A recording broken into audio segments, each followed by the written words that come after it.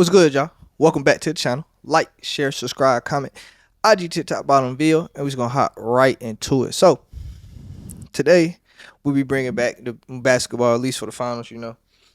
Now I ain't done a little basketball content in a while. Now I know y'all niggas do want to see them long form. Well, a couple niggas. I ain't gonna say y'all, everybody, but want to see one of them long form documentary style videos, and actually have one coming to you soon when the finals is over. It's gonna be kind of with the finals involved, but it might go one way or another after shit seeing tonight. But hopping into the game, now I don't have any notes written now, so this is gonna be all on the top of my head and me, just watching the game. So not gonna lie, coming into it, definitely thought, I definitely have the Thunder in the series.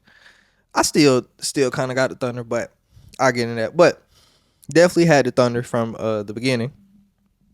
And especially looked like it was gonna be the Thunder from the beginning. I mean, let's be honest, they were whooping their ass. So, basically, with the Thunder and the Pacers, it's basically a great offense against a historic defense at this point. So what we seen today?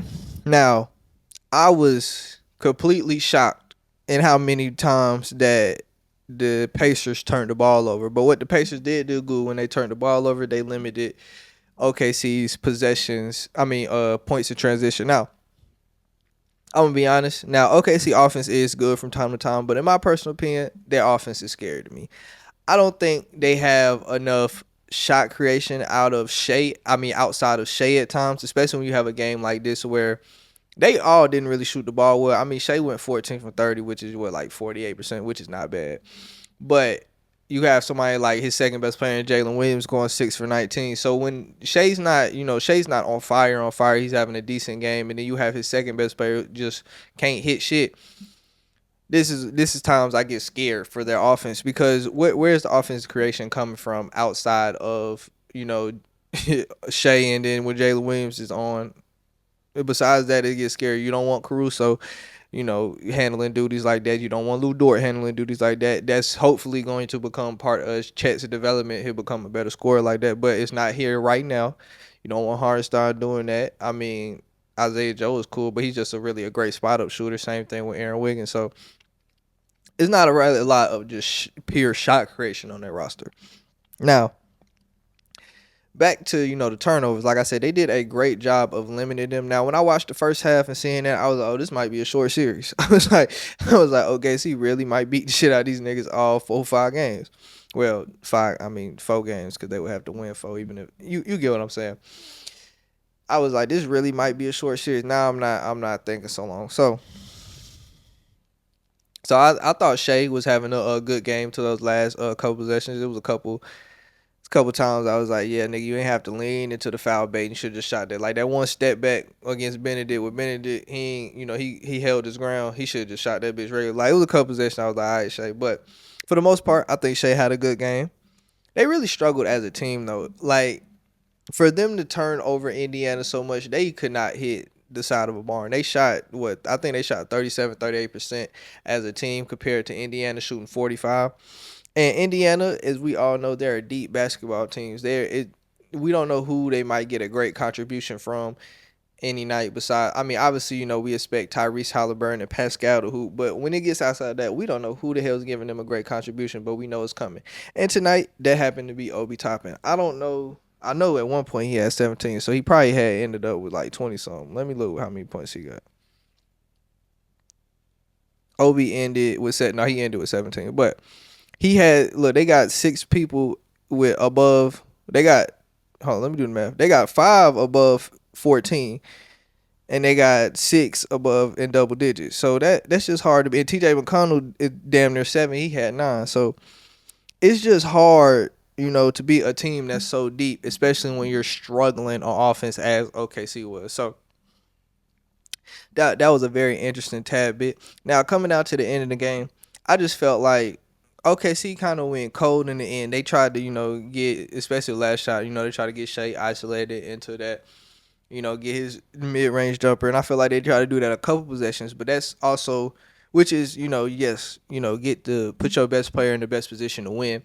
But at the same time, I feel like they at some point they're going to have to figure out how to diversify their offense some more, just so maybe Shea can get into action where he can run a pick and roll with Chet or some with Jalen Williams and Shea on the other side. Something they just have to figure out. I think like they're gonna have to figure out how to diversify their offense because to me they just went cold and Indiana kept going, kept going. I don't think the defense was necessarily bad down the end when Indiana started coming back. It was a couple possessions. I feel like OKC played great defense, but the Indiana made a shot to bail them out. The one that like kind of airball short and Pascal caught it like like point .5 left and got it up on the glass and made the layup.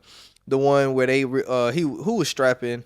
It was Lou Dort. He was strapping Nimhart, and then they somehow Nimhart was losing it. He finally got it back, and they got it over to Obi on the left side, damn near in the corner. It was like between the corner and the wing. He made a three. That was his last three. But then with like two possessions, I remember mainly like, yeah, nigga, they got bailed out. And sometimes it's better to be lucky than good. Let's be honest. But I don't think I got too much more of ideas on this game. I mean, besides that, we're coming down to the end and we seen the marvelous shot that Haliburton hit. I mean, he's been doing it for the whole playoffs. He did it. He's been a great performer, playoff performer last season. I mean, this is just what he does at this point. So, what can you say now? He didn't shoot. He only shot the ball 13 times. He went 6 for 13, 14 points, 10 assists, 6 rebounds. Now, I remember going at halftime. The TNT guys, they was like, he need to shoot the ball more. That's just not Tyrese's game. Tyrese is not one of those shooting, scoring guards where like even if he's not hitting, he's going to shoot the leather off the ball trying to get back in. That's just not. You gotta let Tyrese play basketball, and obviously Tyrese playing basketball is working in his favor. Just let him play. Like I said, he wasn't ultra aggressive with only 13 shots, but he hit the biggest one. He hit the one that counted. That man, and I every time he get open like that, it's like that change. His change of pace is so crazy. Like that little change of pace and that shit he be doing, boy, that shit so crazy. And it's just like he just hit every time. Every time he needed to hit, he hit. So what can you say? The Pacers are a great team, and they stole game one. As far as my predictions for going into the series, now I definitely for sure think this series is probably going to 6 now, at least 6. I still got the Thunder because I don't think they'll shoot this bad again. Now I also don't believe they'll turn over Indiana as much as they did, but I also don't think they'll shoot as bad as they did. So that'll be an interesting thing to kind of see how that trickles out. But I still think OKC will figure out a way to still win these series. Now it'll probably be OKC in 6. I see them probably winning 2. Probably losing, maybe losing 3. Winning 4 or 5, and then they will have to win. Okay, that is gonna be hard for them to win 3 straight. So maybe they'll win 2, 3, and then 2, 3. Indiana probably win 4, and then they win 5, 6. But I still got OKC in the series. The defense, it was working. Now, only thing about their defense, I will say, they are focused on packing the paint and giving up those corner threes, which is really what got Indiana back in the game. They hit a lot of corner threes going late. So, my personal opinion, how I would play Indiana if I was OKC, I would kind of play where I would guard Haliburton 1-on-1 and just stick to the shooters and let him do what he want to do 1-on-1. Because, like I said, Haliburton is great, but he's great as a team basketball as a whole 5-on-5 function.